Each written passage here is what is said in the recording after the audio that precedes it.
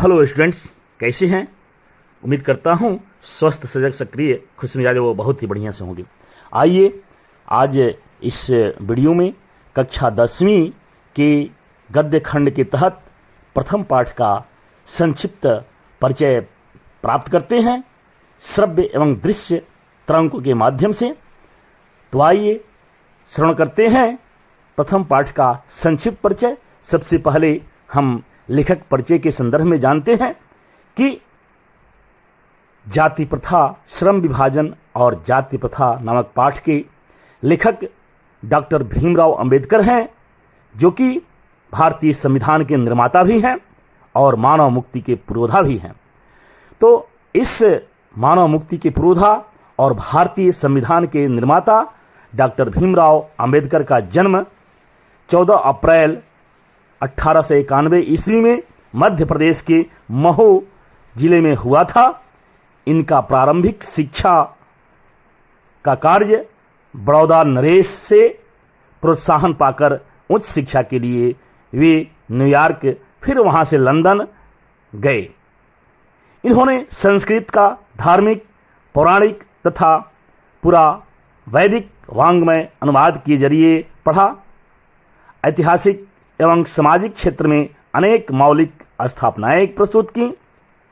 इस प्रकार ये महान व्यक्तित्व इतिहास मीमांसक भी हैं, विधिवेता भी हैं, समाजशास्त्री भी हैं, अर्थशास्त्री भी हैं और शिक्षाविद तथा धर्म दर्शन के ज्ञाता भी हैं।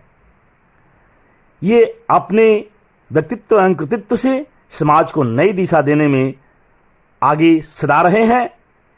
इनके प्रमुख राजनीतिक जीवन में सक्रिय भूमिका निभाने के तहत इन्होंने अछूतों, स्त्रियों और मजदूरों को मानवीय अधिकार एवं सम्मान दिलाने के लिए बहुत सराहनीय कदम उठाया।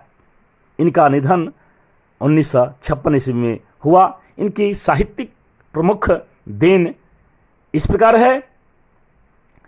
इन्होंने कुछ प्रमुख रचनाएं लिखी, जो कि the castes in India, genesis and developments, the untouchables, who are they, who are Shudras, Buddhism and communism, Buddha and his Dhamma, thoughts on linguistic states, the rise and fall of Hindu women and annihilation of castes. इनकी प्रमुख रचना annihilation of castes रही है, जो कि जाति प्रथा से संबंधित महत्वपूर्ण ज्ञान देती है। तो साहित्यिक उपलब्धियों के तहत हम विशेष तौर पर इनकी रचनाओं को ध्यान देते हैं और इनका लेखन की तरफ हम ध्यान देते हैं तो ये इनके अंदर चिंतन के बल पर भारतीय स्वतंत्रता संग्राम की एक नई विचारधारा प्रस्तुत करने की क्षमता विकसित हुई है। इनके प्रमुख व्यक्तित्व के रूप में जो नाम आता है वह बहुत ही महत्वपूर्ण व्यक्तित्व हैं, अर्थात डॉक्टर भीमराव अंबेडकर को अच्छी तरह से प्रभावित करने वाले, उनको प्रेरणा देने वाले प्रेरक के रूप में जिनका नाम आता है, उनमें मुख्य रूप से 3 व्यक्तित्वों का नाम आता है। पहले व्यक्तित्व हैं गौतम बुद्ध, दूसरे व्यक्तित्व हैं कबीर और तीसरे व्यक्तित्व के रूप में जो नाम आता है उनका नाम है ज्योतिबा फुले। तो इस तरह से बुद्ध, कबीर और ज्योतिबा फुले इनके चिंतन एवं रचनात्मकता के प्रमुख प्रेरक व्यक्तित्व रहे हैं। इनकी बहुमुखी विद्वता, एकांत ज्ञान साधना की जगह मानव मुक्ति एवं जन कल्याण के लिए भी आदर्श रही है।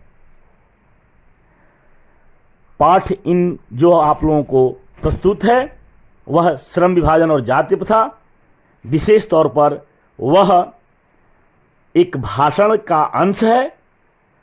यह पाठ जो आप लोगों को पढ़ना है, श्रम विभाजन एवं जाति प्रथा, यह एक भाषण एनहिलेशन ऑफ कास्ट से लिया गया है। यह भाषण जाति पाति तोड़क मंडल के वार्षिक सम्मेलन के अध्यक्षीय भाषण के रूप में तैयार किया गया था। इसमें लेखक ने जातिवाद के आधार पर की जाने वाली असमानता का तार्किक विरोध किया है। डॉक्टर भीमराव अंबेडकर का मानना है कि आदर्श समाज में समानता, स्वतंत्रता एवं बंधुता, इन तीनों तत्वों का होना आवश्यक है। प्रस्तुत पाठ के अंदर डॉक्टर भीमराव अंबेडकर ये बताते हैं कि श्रम विभाजन एवं जाति प्रथा के अंदर असमानता के विरुद्ध विचार भाव किस तरह से सामने आता है। लेखक का मानना है कि आज के परिवेश में कुछ लोग समाज में ऐसे होते हैं जो जातिवाद का समर्थन करते हैं, जातिवाद को पल्वित पुष्पित करते हैं, उसको पोषते हैं, उनका कुछ तर्क होता है। अर्थात जातिवाद के जो समर्थक होते हैं वे कुछ अपना तर्क देते हैं कि जातिवाद समाज के लिए आवश्यक क्यों है। वे मानते हैं, अर्थात उनका ये तर्क होता है कि कार्यकुशलता के लिए श्रम विभाजन आवश्यक है। कार्यकुशलता के लिए श्रम विभाजन आवश्यक है क्योंकि जाति प्रथा श्रम विभाजन का ही दूसरा रूप है। उनका यह तर्क होता है कि जाति प्रथा श्रम विभाजन का ही दूसरा रूप है, इसलिए जाति प्रथा समाज के लिए हितकर है। परंतु लेखक की जो आपत्ति है वह कुछ आपत्ति यूँ है कि नहीं, यह समाज के लिए हानिकारक पहलू है। परंतु जातिवाद के पोषक अपना पक्ष देते हैं कि कर्म के अनुसार जाति का विभाजन पहले हुआ था। प्रारंभ समय में कर्म के अनुसार ही जाति का विभाजन हुआ था। इस विभाजन से लोगों में वंशगत व्यवसाय में निपुणता आती है, अर्थात कार्यकुशलता में वृद्धि होती है। आधुनिक सभ्य समाज कार्यकुशलता के लिए श्रम विभाजन को आवश्यक मानते हैं, जबकि जाति प्रथा भी श्रम विभाजन का ही एक रूप है। तो इस प्रकार जातिवाद के पोषक अपना पक्ष रखते हैं और जातिवाद को आदर्श रूप समाज के लिए मानते हैं। परंतु लेखक की आपत्ति क्या है कि जातिवाद श्रम विभाजन के साथ साथ श्रमिक विभाजन का रूप लिए हुए है। श्रम विभाजन किसी भी सभ्य समाज के लिए आवश्यक है, परंतु भारत की जाति प्रथा श्रमिकों का अस्वाभाविक विभाजन ही नहीं करती, बल्कि यह ऊंच नीच की खाई में श्रमिकों को बांट देती है।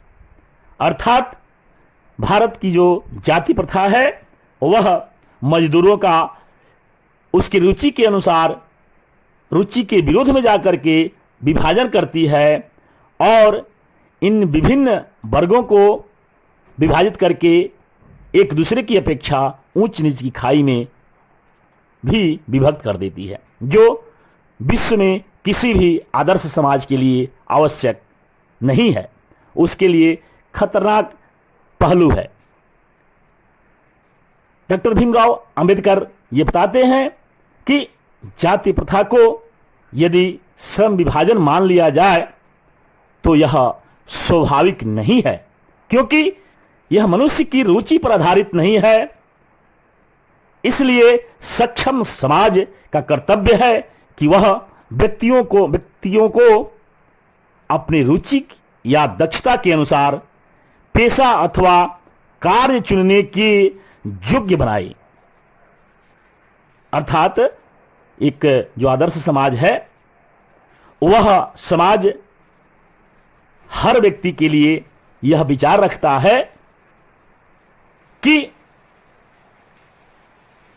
वह व्यक्तियों को अपनी रुचि या क्षमता के अनुसार पेशा अथवा कार्य चुनने के योग्य बनाए। इस जाति के सिद्धांत के विपरीत जाति प्रथा का दूषित सिद्धांत सामने आता है। और दूषित सिद्धांत क्या है?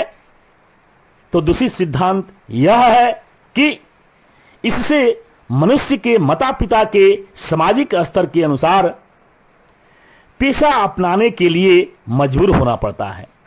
अर्थात जाति प्रथा यह व्यक्त करती है कि माता पिता का सामाजिक स्तर के अनुसार जो पेशा है वह पुत्र या संतान को भी उसी पेशा को अख्तियार करना पड़ेगा, उसको स्वीकार करना पड़ेगा। यदि कोई व्यक्ति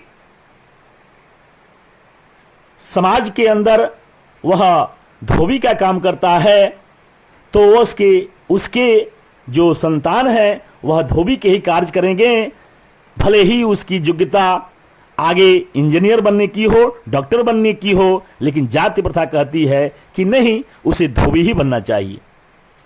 इस तरह से जाति प्रथा दूषित सिद्धांत को व्यक्त करती है।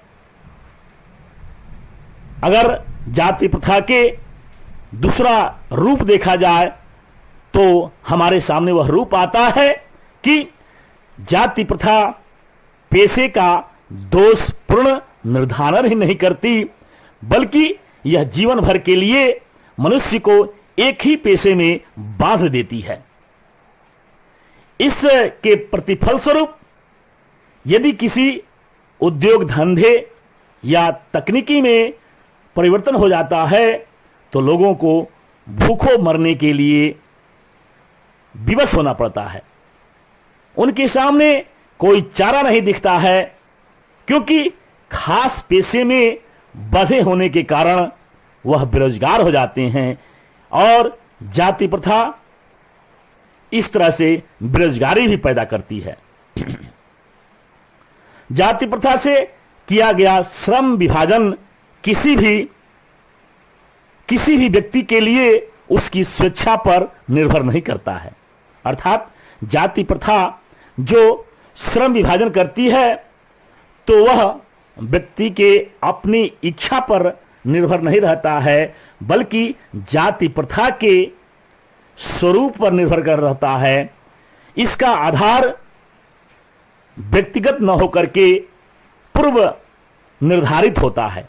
अर्थात जिस जाति में जो व्यक्ति होता है उसी के जाति के अनुसार ही उसका पेशा भी निर्धारित होता है। कहने का मतलब यह है कि यदि कोई धोबी के घर का है, कोई ब्राह्मण है, तो वह समाज के रक्षक के रूप में कार्य करना चाहता है तो ब्राह्मणत्व को नहीं छोड़ सकता है। यदि कोई क्षत्रिय वर्ग का है तो वह ब्राह्मणत्व का कार्य लेना चाहे तो वह ब्राह्मणत्व का कार्य नहीं ले सकता है। अर्थात अपने पेशा को वह बदल नहीं सकता है, चाहे उसकी अभिरुचि कितनी भी दूसरे पेशा में क्यों न हो। इस प्रकार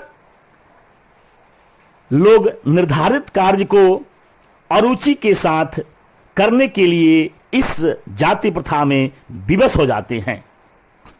इसका प्रतिफल, इसका परिणाम यह होता है कि समाज में टालू मानसिकता का ज्यादा बोलबाला बन जाता है।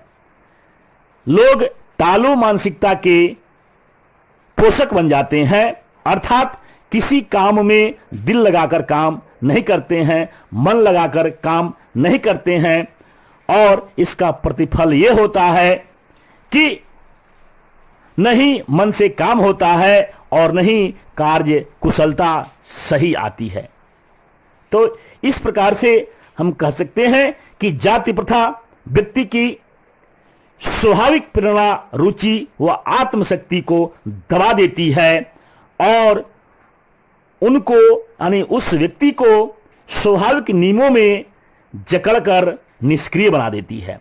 जाति प्रथा क्या करती है कि व्यक्ति की स्वाभाविक प्रेरणा, रुचि व आत्मशक्ति को दबाकर उन्हें अपने अंदर के नियमों में जकड़ करके निष्क्रिय कर देती है। इस तरह से डॉक्टर भीमराव ने बताया है कि किस तरह से जाति प्रथा व्यक्तियों को उनकी स्वाभाविक रुचि के विरुद्ध जाकर के अस्वाभाविक नियमों में जकड़ करके निष्क्रिय बना देती है। अंत में लेखक डॉक्टर भीमराव अंबेडकर ये मानते हैं कि ये सब बहुत सारी समाज के रचनात्मक पहलू के विरुद्ध नियम है जो जाति प्रथा पोषित करती है। लेकिन डॉक्टर भीमराव के अनुसार कुछ रचनात्मक पहलू हैं, और वे रचनात्मक पहलू क्या हैं? तो स्वस्थ लोकतंत्र की अवधारणा किस तरह से व्यक्त होती है, स्वस्थ लोकतंत्र में क्या प्रमुख विशेषताएं होती हैं, सच्चा लोकतंत्र क्या होता है, इसकी भावनाओं को डॉक्टर भीमराव अंबेडकर बताते हैं कि सच्चे लोकतंत्र की स्थापना के लिए समाज में स्वतंत्रता, समानता, बंधुत्व या वह भाईचारे की भावना का होना बहुत ही आवश्यक है। उनका मानना है कि ऐसे ही समाज में सबके कल्याण एवं सहयोग की भावना व्यक्त होती है और सबका कल्याण निहित होता है। समाज के बहुविध हितों में सबका समान भागीदारी होना निश्चित होता है। सभी लोग एक दूसरे की रक्षा के प्रति सजग रहते हैं। ऐसे समाज में गतिशीलता बहुत ही तीव्र होती है। गतिशीलता इतनी तीव्र होती है कि कोई भी वांछित परिवर्तन यदि समाज में होना चाहे तो वह परिवर्तन समाज के एक छोर से दूसरे छोर तक निर्बाध गति से संचारित हो जाता है। इस प्रक्रम में, इस प्रक्रिया में दूध पानी की तरह भाईचारे का मिश्रण होता है। इसमें सामूहिक जीवनचर्या की एक रीति तथा समाज के सम्मिलित अनुभवों का आदान प्रदान होता रहता है तथा साथियों के प्रति श्रद्धा तथा समानता का भाव लक्षित होता है और एक स्वतंत्र, सभ्य, आदर्श समाज की परिकल्पना होती है। अर्थात लोकतंत्र के में समाज के सभी लोगों के प्रति श्रद्धा एवं सम्मान का भाव लक्षित होता है। यही सच्चे लोकतंत्र की परिकल्पना है।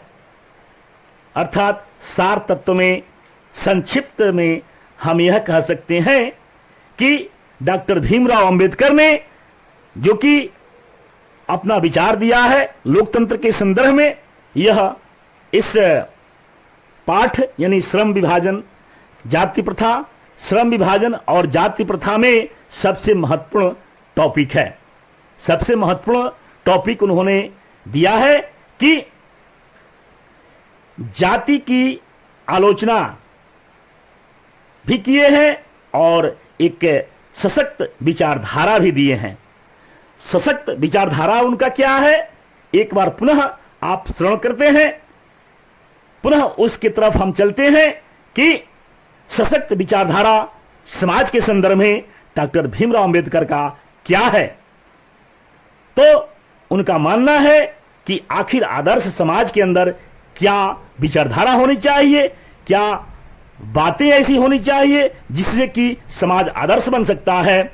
इस संदर्भ में वे कहते हैं कि वास्तविकता के तौर पर आदर्श समाज वही समाज हो सकता है जिसमें स्वतंत्रता, समानता, भ्रातृत्व की भावना हो, श्रद्धा की भावना हो, आपस में प्रेम की भावना हो और समाज में गतिशीलता ऐसी हो कि वांछनीय परिवर्तन समाज के एक कोने से दूसरे कोने तक निर्बाध रूप से संचरित हो सके।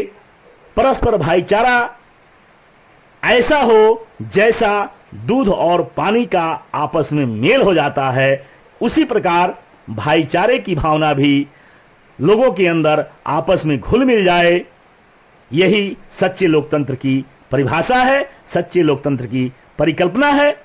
तो इस तरह से आपने सार तत्वों को समझने का मैंने आपको प्रयास कराया है। इसे याद कर लेंगे तो निश्चित रूप से आपके सारे प्रश्न समझ में आ जाएंगे। कुछ प्रश्न जो कि महत्वपूर्ण है, उन प्रश्नों पर भी हम चर्चा कर सकते हैं।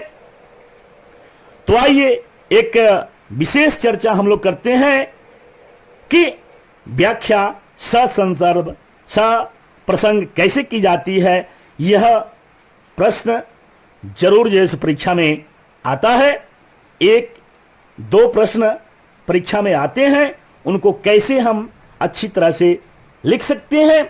आइए उसको श्रवण करते हैं और उसके नियमों को जानते हैं कि किस तरह से एक अच्छी व्याख्या हम लिखेंगे। तो आइए, प्रस्तुत है व्याख्या का संदर्भ। व्याख्या का तात्पर्य वी और आ एवं ख्या तीन शब्दों से बना है। वी का मतलब विशेष संदर्भ होता है और ख्या का मतलब आख्यान यानी भाव एवं सौंदर्य, तथा तीसरा तथ्य है समानांतर विचार। अर्थात जो भी व्याख्या आप लिखते हैं परीक्षा के अंतर्गत, उसमें आपके आंसर में, आपकी कॉपी में 3 अनुच्छेद जरूर होने चाहिए। यह विशेष ध्यान रखने की बात है।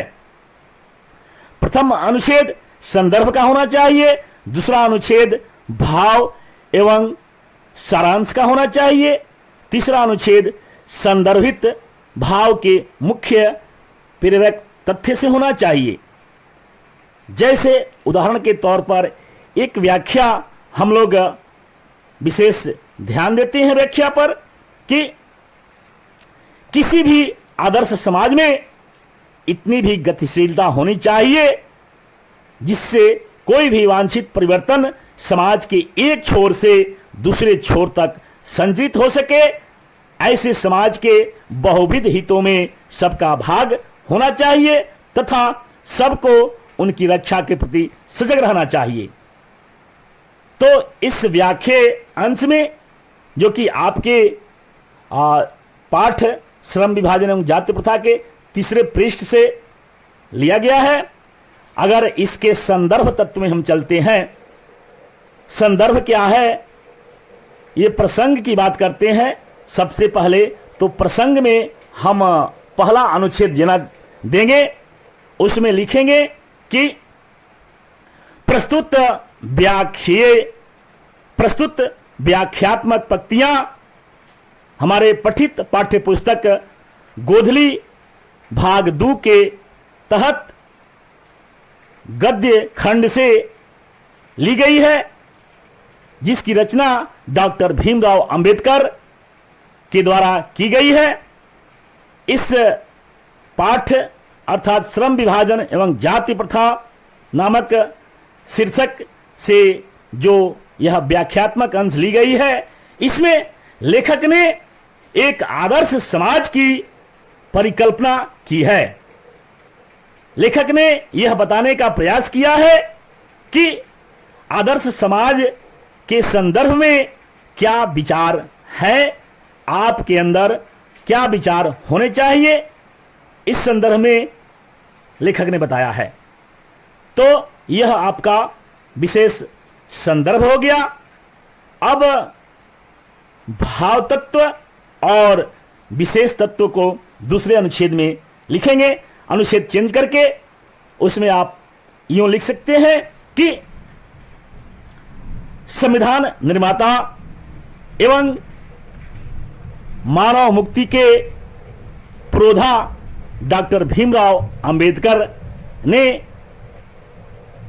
यह बताने का प्रयास किया है कि आदर्श समाज में किसी के साथ कोई भेदभाव नहीं होता है, बल्कि उस समाज में समता, स्वतंत्रता तथा भाईचारे की भावना प्रबल होती है। समाज में सबका उद्देश्य एक होता है समाज के आदर्श स्वरूप के निर्धारण का। सभी व्यक्ति एक दूसरे में दूध पानी की तरह से घुले मिले होते हैं। समाज के बहुविध हितों में सबका समान हक होता है और उन हितों की रक्षा के प्रति सभी का समान रूप में सजग रहते हैं। लेखक का मानना है कि आदर्श समाज की परिकल्पना तब तक साकार नहीं हो सकती जब तक व्यक्ति जाति पर आधारित पेशा अपनाने को बाध्य है। आदर्श समाज की स्थापना के लिए तो व्यक्ति को हर बंधन से मुक्त होना आवश्यक होता है, क्योंकि तभी कोई व्यक्ति स्वतंत्रता पूर्वक अपना पेशा का चयन कर सकता है। ऐसी स्थिति में समाज में इतनी गतिशीलता आ जाती है कि कोई भी परिवर्तन समाज के एक छोर से दूसरे छोर तक सहज रूप में ही फैल जाता है और समाज में समानता एवं भाईचारे की भावधारा बहने लगती है। इस तरह से आपका दूसरा अनुच्छेद पूरा होता है। फिर तीसरे अनुच्छेद में आप इस के तहत विचारधारा देंगे, विचार व्यक्त करेंगे कि प्रस्तुत व्याख्यात्मक अंश के माध्यम से डॉक्टर भीमराव अंबेडकर ये बताना चाहते हैं कि आदर्श समाज की परिकल्पना में स्वतंत्रता, समानता, बंधुत्व के साथ एक भावना ऐसी होनी चाहिए जिसमें सभी के अंदर समान रूप से गतिशीलता पैदा हो सके और उनके विचार में भाईचारा की भावना सदैव बनी रहे। इसी के साथ आप तीसरा अनुच्छेद पूरा कर सकते हैं और इस प्रकार आपका व्याख्या संपूर्ण होता है 3 अनुच्छेद में। आइए दूसरे महत्वपूर्ण प्रश्न पर हम ध्यान देते हैं। तो आइए प्रश्नोत्तर की तरफ कुछ ध्यान देते हैं। जो प्रमुख प्रश्न है कि जातिवाद के पोषक उनके पक्ष में, जातिवाद के पोषक जाति के पक्ष में क्या तर्क देते हैं। कहते हैं कि जातिवाद के पोषकों का मानना है कि कर्म के अनुसार जाति का विभाजन हुआ है। कर्म के अनुसार जाति का विभाजन हुआ है। इस विभाजन से लोगों में वंशगत व्यवसाय में निपुणता आती है, अर्थात उनके कार्यकुशलता में वृद्धि होती है। आधुनिक सभ्य समाज भी कार्यकुशलता के लिए श्रम विभाजन को आवश्यक मानते हैं, जबकि जाति प्रथा भी श्रम विभाजन का ही एक रूप है। इसलिए जातिवाद के पोषकों का मानना है कि जाति प्रथा श्रम विभाजन करके अच्छा काम करती है। तो इस तरह से जाति प्रथा के पोषक तत्वों का तर्क स्पष्ट होता है। दूसरा प्रश्न महत्वपूर्ण है कि जाति प्रथा के पक्ष में दिए गए तर्क पर लेखक की प्रमुख आपत्तियां क्या हैं।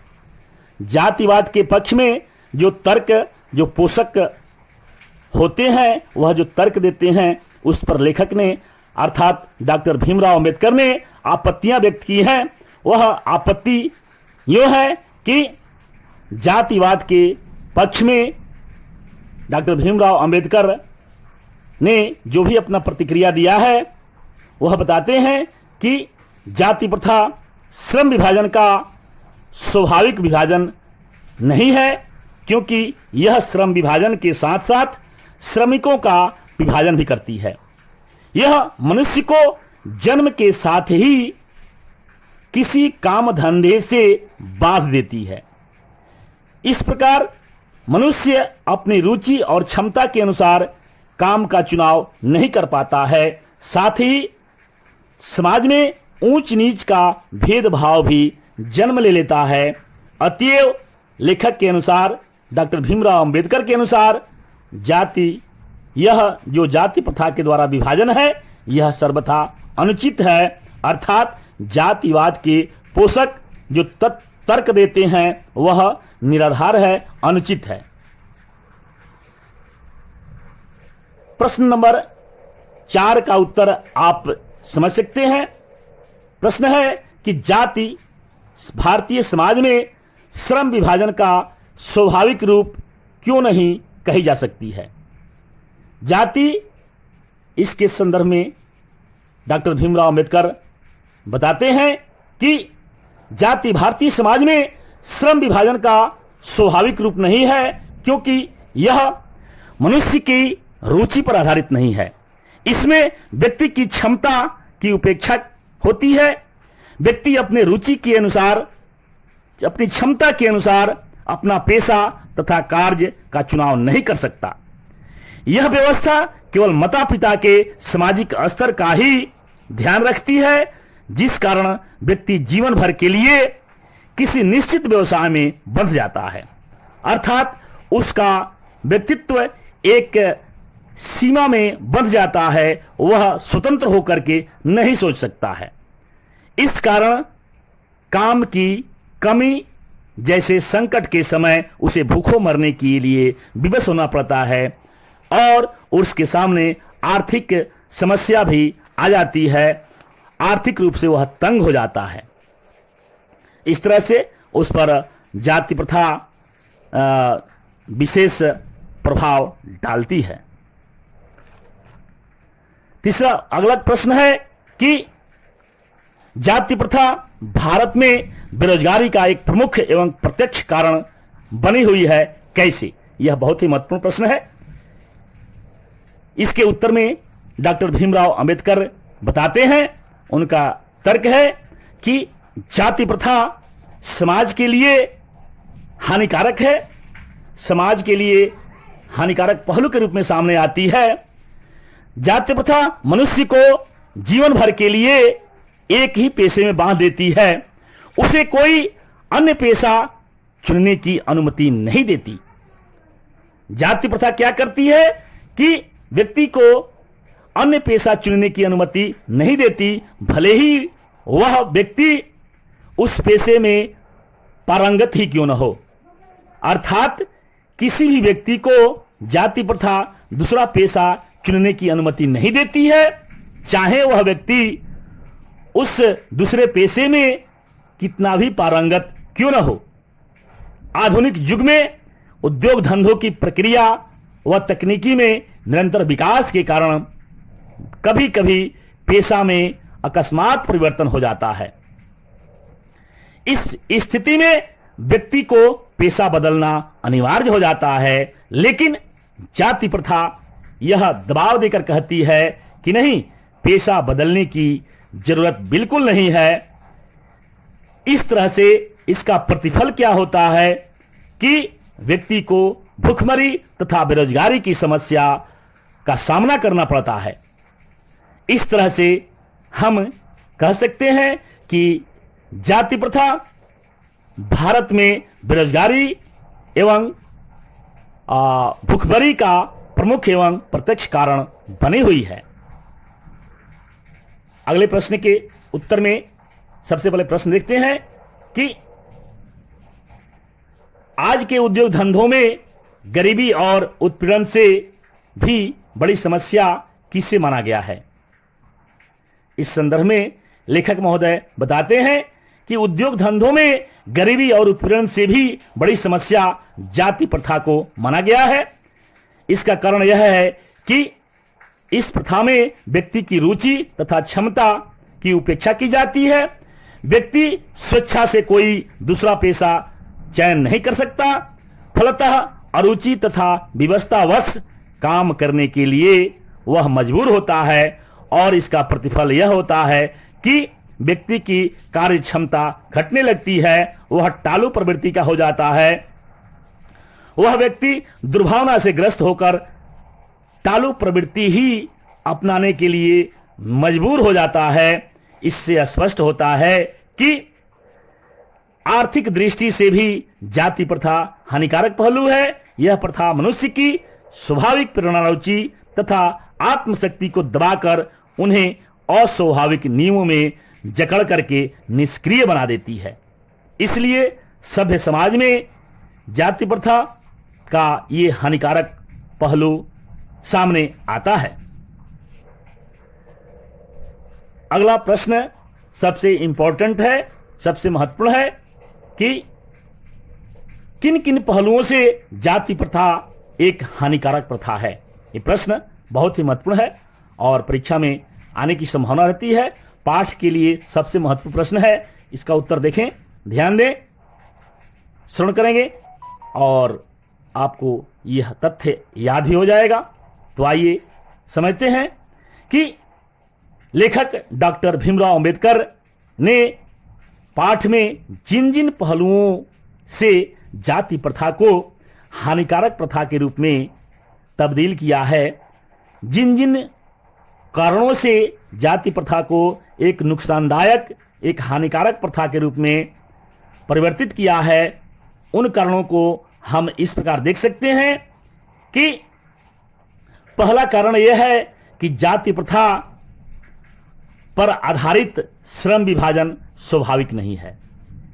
यह जाति प्रथा पर आधारित जो श्रम विभाजन है, उसका विभाजन ही प्राकृतिक नहीं है। यह श्रमिकों में भेदभाव पैदा करती है।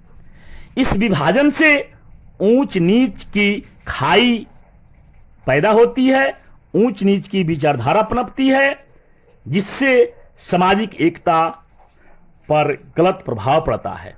सामाजिक एकता पर गलत प्रभाव पड़ता है। यह श्रम विभाजन रुचि पर आधारित न होने के कारण श्रमिकों की कार्य कुशलता और कार्य दक्षता को दुष्प्रभावित करती है। अगला पहलू है कि श्रमिक दुर्भावनाग्रस्त होकर के टालू तथा काम करने के लिए प्रेरित होता है। श्रमिक दुर्भावना से ग्रसित होकर के टालू प्रवृत्ति का हो जाता है और कम काम करने के प्रति वह प्रेरित हो जाता है। यह श्रम विभाजन मनुष्य को माता पिता के आधार पर ही गर्भ में ही पेशा का निर्धारण कर देती है। अर्थात तीसरा हानिकारक पहलू है कि श्रम विभाजन, श्रमिकों का विभाजन जन्म के पूर्व ही किया जाना। जाति प्रथा क्या करती है कि यह श्रमिकों को मनुष्य के जन्म लेने से पूर्व ही पेशा तय कर देती है तथा सदैव यानी हमेशा के लिए उस पेशे में बंधे रहने के लिए मजबूर कर देती है। किसी निश्चित व्यवसाय से बांध देना यह जीवन भर के लिए समाज के लिए अच्छा नहीं होता है। चाहे कोई भी पेशा कितना ही किसी के लिए दूसरा पेशा उपयुक्त क्यों न हो, जाति प्रथा कहती है कि नहीं, उस पेशे का चयन नहीं करना है। अर्थात भले ही कोई पेशा किसी व्यक्ति के लिए अनुपयुक्त क्यों न हो, अपर्याप्त ही क्यों न हो, उसी में रह करके उसको काम करना पड़ता है। बदलने की अनुमति जाति प्रथा नहीं देती है। फलतः व्यक्ति को कभी कभी भूखों मरने के लिए विवश होना पड़ता है। इस प्रथा के वजूद क्या है कि यह व्यक्ति को घृणित एवं त्याज्य पेशा विवशतावश अपनाने के लिए मजबूर करती है। इसलिए यही वजह है कि मजबूरी में इन कार्यों को करने के वाले व्यक्ति अपने दायित्व का निर्वाह उदासीन भाव से करते हैं, जिसका प्रतिफल होता है कि टालू प्रवृत्ति से काम होना शुरू हो जाता है और सही विकासात्मक कार्य नहीं हो पाते हैं।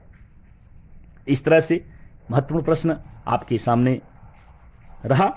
और नेक्स्ट प्रश्न है कि सच्चे लोकतंत्र की परिकल्पना में डॉक्टर भीमराव अंबेडकर ने क्या विचार रखे हैं। यह भी बहुत महत्वपूर्ण प्रश्न है। यह कई बार परीक्षा में आया हुआ प्रश्न है और एक साल अंतर दे करके जरूर ये प्रश्न परीक्षा में आता है। तो इसे पुनः एक बार श्रवण कर लें कि सच्चे लोकतंत्र की स्थापना के लिए लेखक ने किन किन विशेषताओं को आवश्यक माना है। प्रश्न का उत्तर है कि डॉक्टर भीमराव अंबेडकर जो कि संविधान निर्माता हैं और मानव मुक्ति के पुरोधा भी हैं, उन्होंने सच्चे लोकतंत्र की स्थापना के लिए जो विचारधारा दिया है उसमें स्वतंत्रता, समानता तथा भाईचारे की भावना को व्यक्त किया है। उन्होंने बताया है कि स्वतंत्रता, समानता और भाईचारा, श्रद्धा की भावना, परस्पर प्रेम भावना होना समाज के लिए अपरिहार्य है, यह आवश्यक तत्व है। अंबेडकर का मानना है कि ऐसे ही समाज में सबके कल्याण एवं सहयोग की भावना निहित होती है। समाज के बहुविध हितों में सबका समान भाग होता है। सभी एक दूसरे की रक्षा करने के प्रति सजग रहते हैं और इस आदर्श समाज में इतनी गतिशीलता होती है कि कोई भी वांछित परिवर्तन, समाज को चहुमुखी विकास के लिए कोई भी वांछित परिवर्तन होता है तो वह वांछित परिवर्तन समाज के एक छोर से दूसरे छोर तक निर्बाध रूप से संचलित होते रहता है और उसमें किसी तरह की कोई बदलाव नहीं आती है। वह समाज में भाईचारे की भावना इस प्रकार घुली रहती है जैसे दूध और पानी का मिश्रण होता है, उस तरह से भाईचारे की भावना मिश्रित रहती है, जिसका प्रतिफल होता है कि जो वांछनीय परिवर्तन होता है समाज के एक छोर से दूसरे छोर तक निर्बाध रूप से गतिशील रहता है, संचरित होता है। साथ ही सम्मिलित अनुभवों का जो आदान प्रदान होता है वह निर्बाध रूप से होता है। सभी लोग एक दूसरे की भावनाओं को कद्र करते हैं, साथियों के प्रति श्रद्धा एवं समानता का भाव रहता है। तो इस प्रकार यह तथ्य आप लोगों को बहुत ही काम आए, आप परीक्षा में अच्छे से अंक प्राप्त करें। इसी शुभकामना के साथ धन्यवाद। जय हिंद, वंदे मातरम।